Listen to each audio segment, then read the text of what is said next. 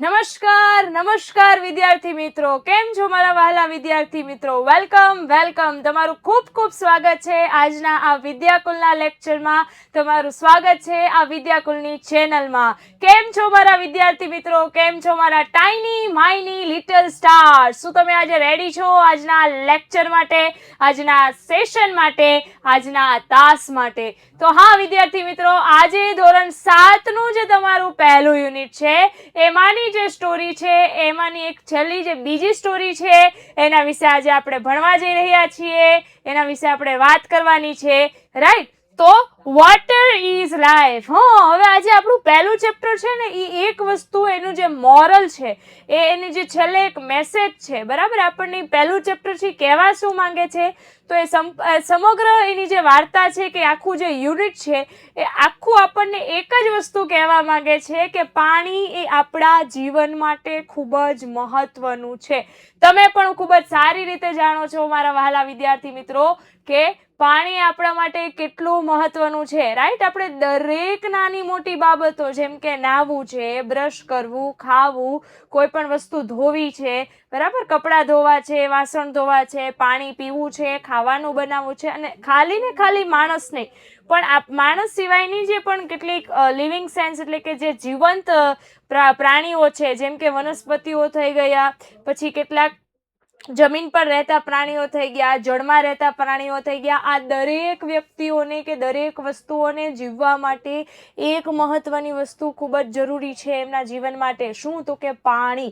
અને અત્યારે આપણે પાણીનો કંઈક વધારે જ પડતો બગાડ કરી રહ્યા છે, અથવા તો એને દૂષિત કરી રહ્યા છે. તો આપણે એને હવે કેવી રીતે અટકાવવું જોઈએ અને એ આપણા જીવનમાં કેટલું મહત્વનું છે, એ આજે આપણે આજના આ ચેપ્ટરમાં શીખશું. તો શું તમે તૈયાર છો મારા વહાલા વિદ્યાર્થી મિત્રો? Are you ready for this lecture? શું તમે તૈયાર છો?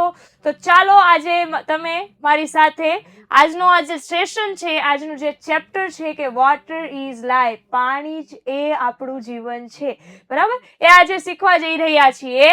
ત્યારે water is one of the most important things on the earth. અહીંયા પહેલી જ લાઈન આપણને એવું શીખવાડે છે, પહેલી જ લાઈન આપણને એવું કહે છે કે જે પાણી છે, બરાબર, પાણી, વોટર એટલે શું? તો કે પાણી. આમ તો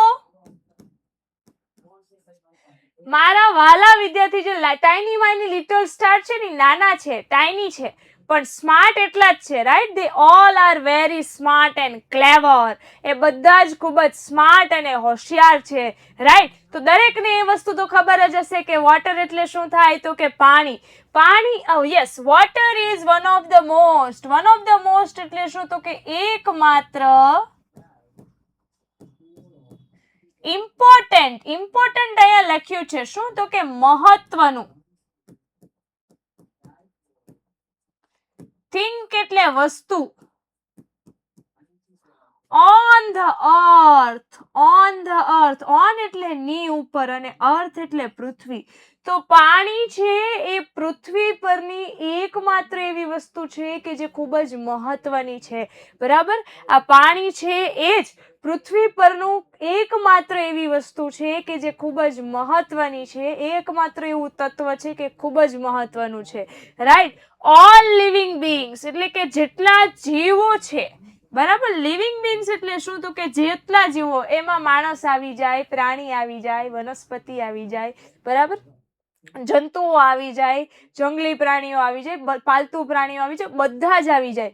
તો પૃથ્વી પર જેટલા પણ જીવો છે, બરાબર, કેટલા જીવો? તો કે અહીંયા લખ્યું છે હ્યુમન. હ્યુમન એટલે શું? તો કે માનવ. એટલે કે આપણા જેટલા માણસમાં જેટલા જીવો આવે એ માનવ. પછી શું? તો કે એનિમલ. એનિમલ એટલે શું? તો કે પ્રાણી. And plants. પ્લાન્ટ્સ એટલે શું? તો કે નાની મોટી વનસ્પતિ, બરાબર. નીડ. નીડ એટલે શું? તો કે જરૂર. Water two leave. વોટર અહીંયા પહેલા જ કીધું હતું કે પાણી. ટુ લીવ એટલે જીવવા માટે.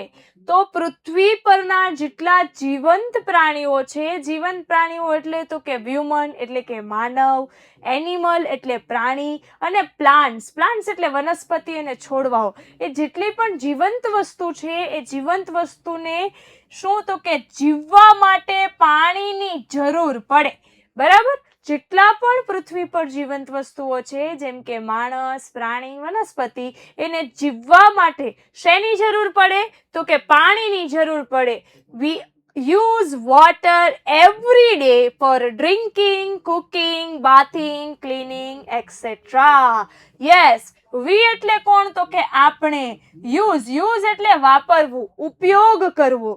બરાબર. વોટર એટલે કે પાણી. એવરી ડે એટલે શું તો કે દરરોજ, દૈનિક ક્રિયામાં આપણે પાણીનો ક્યારે, તમે કોઈ દિવસ એવું વ્રત સાંભળ્યું છે કે પાણીનો ઉપયોગ કરવાનો જ ને કોઈ જીવી શકે? થોડું કાં તો પીવા માટે પાણી જોઈએ, કાં તો સાફ સફાઈ માટે પાણી જોઈએ, કાં તો નવી વસ્તુ બનાવવા માટે પાણી જોઈએ. બરાબર. તો કોઈ પણ દિવસ એવો આપણે પાણી વગર જતો નથી. રાઈટ. તો વી યુઝ વોટર એવરી ડે, આપણે દરરોજ વોટરનો ઉપયોગ કરીએ છીએ. શેના માટે તો કે ડ્રિંકિંગ એટલે શું તો કે પીવા માટે, કુકડ એટલે કે રસોઈ બનાવવા માટે, બાથ એટલે કે નહાવા માટે, અને ક્લીન એટલે કે સાફ કરવા માટે. તો બરાબર, અહીંયા આપણને પાણી દરરોજ આપણે ઉપયોગ કરીએ છીએ. વી એટલે આપણે, યુઝ એટલે ઉપયોગ કરવો. બરાબર. તો આપણે પાણીનો દૈનિક રીતે ઉપયોગ કરીએ છીએ, દરરોજ ઉપયોગ કરીએ છીએ. કેવી રીતે તો કે ફોર ડ્રિંક, બરાબર, પીવા માટે, કુકિંગ એટલે કે રસોઈ માટે, બેથ અને ખરેખર વાત ના વચાય, બેથ વચાય. તો બેથ એટલે કે નાહવા માટે, અને ક્લીનિંગ એટલે કે સાફ સફાઈ કરવા માટે. હવે આ ઇટીસી શું એટલે કે ઇટીસી એટલે એક્સેટ્રા એટલે શું તો કે વગેરે વગેરે. તમે બરાબર. તો પાણીનો આપણે ઘણી બધી જગ્યાએ ઉપયોગ કરીએ છીએ, જેમ કે રસોઈ બનાવવા, સાફ સફાઈ કરવા, પીવા માટે વગેરે વગેરે. ઘણી બધી રીતે આપણે પાણીનો ઉપયોગ કરતા હોઈએ છીએ. બરાબર. The primary source of water. અહીંયા એમ કીધું છે કે primary source of water. Primary એટલે શું તો કે મૂળ અને મુખ્ય. બરાબર. સોર્સ એટલે સ્ત્રોત, જથ્થો. બરાબર. સ્ત્રોત આપણને ક્યાંથી મળશે? ઓફ વોટર, પાણીનો.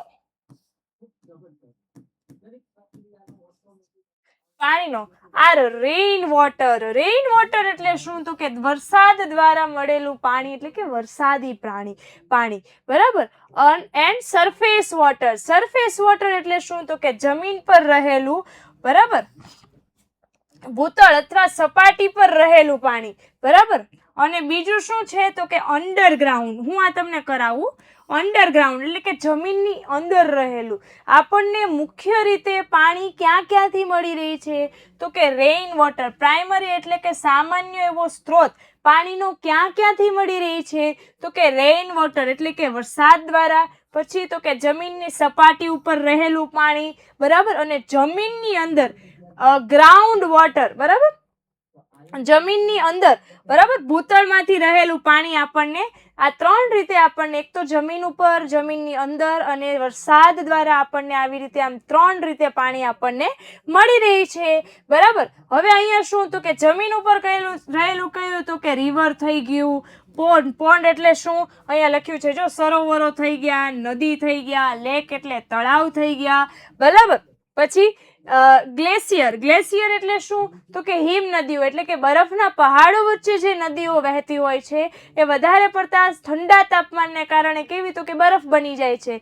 જેમ કે હિમાલયમાં રહેલી ગંગા નદીઓ કે જે ત્યાં તો બરફ જ છે, પછી ત્યાંથી ધીમે ધીમે ઓગળીને નીચે આવે છે. બરાબર. તો જેવા ઠંડા પ્રદેશોમાં કે જ્યાંનું તાપમાન ઓછું હોય છે ત્યાં જે નદીઓ હોય છે એ પણ બરફ જ હોય છે. બરાબર. ત્યાર પછી શું તો કે ઓશિયન એટલે કે સમુદ્ર. બરાબર. જો અહીંયા ફરીવાર ઇટીસી આવ્યું. ઇટીસી એટલે શું? એક્સેટ્રા એટલે કે શું તો કે વગેરે વગેરે. બરાબર. તો તો પાણીનો જે સામાન્ય એવો સ્ત્રોત છે, બરાબર, સોરી, પાણીનો જે મુખ્ય સ્ત્રોત છે એ ક્યાંથી મળી રહી છે આપણને? તો કે રેઇન વોટર એટલે કે વરસાદી પાણીમાંથી, પછી જમીન પરનું એટલે કે જમીન ઉપર જે પાણી હોય, જેમ કે રિવર, નદી થઈ ગયા, સરોવરો થઈ ગયા, તળાવ થઈ ગયા, બરાબર, ગ્લેશિયર, ગ્લેશિયર એટલે કે હિમ નદીઓ થઈ ગઈ, બરાબર, અને સમુદ્ર થઈ ગયા. એ તો છે જ, પણ જમીનની નીચે રહેલું પાણી પણ આપણને ઘણી બધી વાર ઉપયોગમાં આવે છે, બરાબર. તમને ખબર હોય તો જેને ગાળાના મકાન હોય એમાં નીચેથી પાણી ખેંચવામાં આવે ક્યારેક ક્યારેક, રાઈટ. તો જે પાણીનો મુખ્ય સ્ત્રોત આપણને અહીંયા કહી દીધો, વરસાદી પાણી, જમીનની અંદર રહેલું પાણી અને જમીનના સ્તર ઉપર, સપાટી ઉપર રહેલું પાણી. ખ્યાલ આવ્યો? અને ત્યાર પછી આપણે જોઈએ, we get water from water tanks, dams and hand pump. Also salty sea water in conserved into drink water at soon some place. Okay, તો we get, we એટલે શું? તો કે આપણે,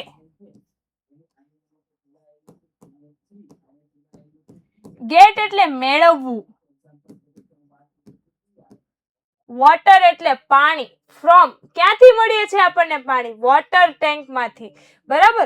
વોટર તમને ખબર હશે કે બધાની ઘરે ઉપર એક મોટા મોટા ટાંકાઓ હોય છે, બરાબર, અને ટાંકાઓમાંથી ધીમે ધીમે એક પછી એક બધા ફ્લોર ઉપર, બધા માળ ઉપર પાણી જતું હોય છે, બરાબર.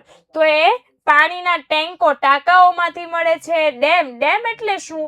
તો કે બંધ, બરાબર. ઓલી નદીનું પાણી જતું હોય, બરાબર, નદીનું પાણી દરિયામાં વહેતું હોય તો એને સ્ટોર કરવા માટે તમે બંધ બનાવતા હોય, ખબર, જેમ કે તાપી પર ઉકાઈ છે, બરાબર, ઉકાઈ બંધ, તો એવા બંધ, ડેમ્સ, બરાબર. એન્ડ હેન્ડપંપ, હેન્ડપંપ એટલે તમે આ ગામડે જોઈ હશે કે પાણી નીચેથી ખેંચી અને આવી રીતે કાઢતા હોય છે, રાઈટ. તો એ પંપ દ્વારા કાઢતા હોય છે, રાઈટ. તો we get water from water tanks, અમે પાણી મેળવીએ છીએ ક્યાં? તો કે પાણીના ટાંકામાંથી.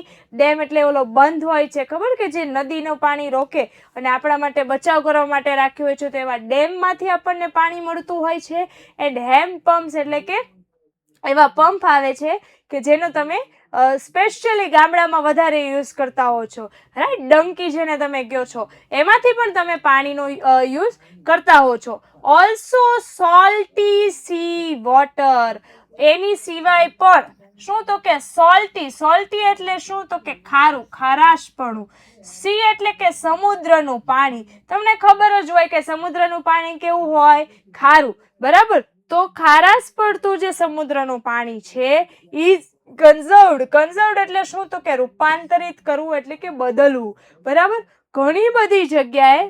Okay, into drink water at some place, બરાબર. અહીંયા હું તમને શીખવાડું કે ડ્રિંક એટલે પીવું, વોટર એટલે પાણી, at some places એટલે કે કેટલીક જગ્યાએ. તો અહીંયા ઓલ્સો સોલ્ટી વોટર એટલે કે અહીંયા પણ ઘણી બધી જગ્યાએ જે ખારું પાણી હોય છે, કે જે દરિયાનું પાણી હોય છે, બરાબર, એને કન્ઝર્વડ એટલે કે રૂપાંતરિત કરવામાં આવે છે, બદલવામાં આવે છે. શેના માટે? તો કે એને બદલી અને સાદું અથવા તો મીઠું પાણી બનાવવામાં આવે છે અને એનો ઉપયોગ પીવા માટે ઉપયોગ કરી શકાય છે. ક્યાં? તો કે કેટલીક જગ્યાએ, બરાબર.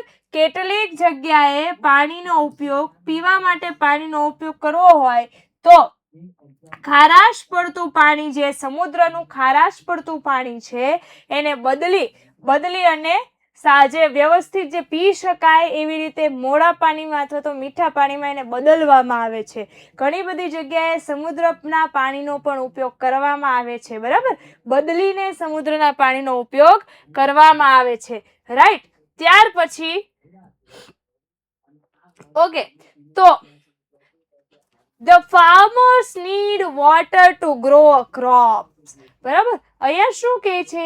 the farmers, farmers એટલે કોણ? તો કે ખેડૂતો, ખેડૂતો. નીડ, નીડ એટલે પહેલા જ અહીંયા આપણે વાત કરી હતી, શું? તો કે જરૂરિયાત, બરાબર, અથવા તો જરૂરી. એમ તો મારા ટાઈની માની સ્ટુડન્ટ્સ છે ને બહુ હોશિયાર છે, એક વારમાં થોડું ઘણું તો યાદ એને રહી જ જાય છે, રાઈટ. ઇંગ્લિશ છે એટલું બધું અઘરું નથી જો તમે વ્યવસ્થિત રીતે એને સમજો, એને સાંભળો. સ્પેશિયલી ઇંગ્લિશ બોલતા ક્યારે આવડે તો કે તમે જ્યારે એને સાંભળવાનું શરૂ કરો, બરાબર. તો એને તમે જો સાંભળવાનું શરૂ કરશો, એને સાંભળશો ઇંગ્લિશને, તો તમને એ ઇંગ્લિશમાં નવા વર્ડ્સ, નવા શબ્દો આવડતા જશે અને એમ ધીરે ધીરે તમે સારું ને સારું ઇમ્પ્રૂવ કરતા જશો, એટલે કે પોતાની જાતને આગળ વધારતા જશો અને ઇંગ્લિશ છે એ શીખતા જશો. તો ઇંગ્લિશ છે એ સાંભળવાની વસ્તુ છે. The farmers need water two grow a crops. અહીંયા ખેડૂતોને કેટલીક પાણીની જરૂર હોય છે. કેની? તો કે પાણીની, વોટર. ટુ, શું કામ? તો કે ગ્રો અ ક્રોપ્સ. ગ્રો એટલે શું? તો કે ઉગાડવું, અને ક્રોપ્સ એટલે શું? તો કે પાક. ખેડૂતોને પણ પાક ઉગાડવા માટે કેની જરૂર હોય છે? પાણીની જરૂર પડે છે. ખેડૂતોને પણ પાક ઉગાડવા માટે પાણીની જરૂર હોય છે, બરાબર. Industries use water to make goods and to keep the machine cool, બરાબર.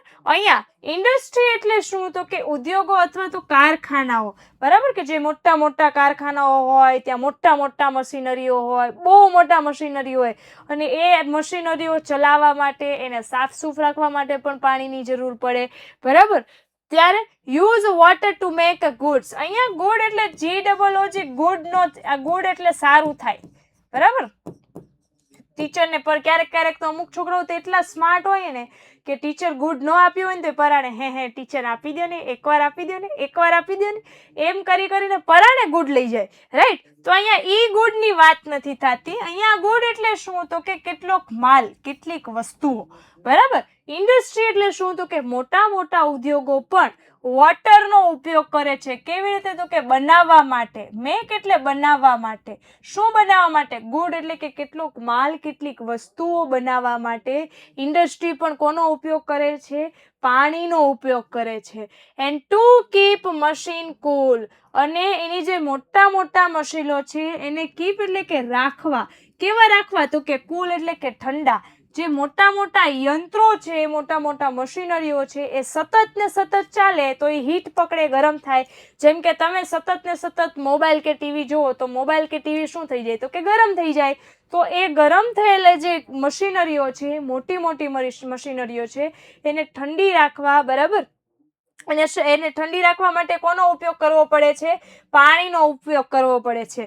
ફરીવાર, industries use water to make goods. જે મોટા ઉદ્યોગો છે એ માલ સામાન બનાવવા માટે પાણીનો ઉપયોગ કરે છે. યુઝ એટલે ઉપયોગ કરવું,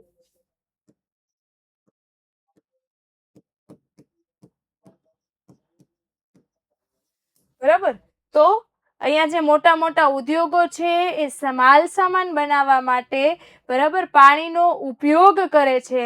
અને તે સિવાય પણ જે મોટી મશીનરીઓ છે એને ઠંડુ રાખવા માટે, કીપ એટલે રાખવું, ઠંડુ રાખવા માટે એ પાણીનો ઉપયોગ કરે છે. There are so many water activities like swimming, boating, rafting, pool games, etc. અહીંયા શું કહે છે? There are so many activity, water activity. અહીંયા કેટલીક, so many એટલે કેટલીક પાણીમાં થતી એક્ટિવિટીઓ છે, પાણીમાં થતા કાર્યો છે. કેવા? તો કે સ્વિમિંગ. અહીંયા એક્ટિવિટી એટલે શું? તો કે પ્રવૃત્તિઓ છે, બરાબર.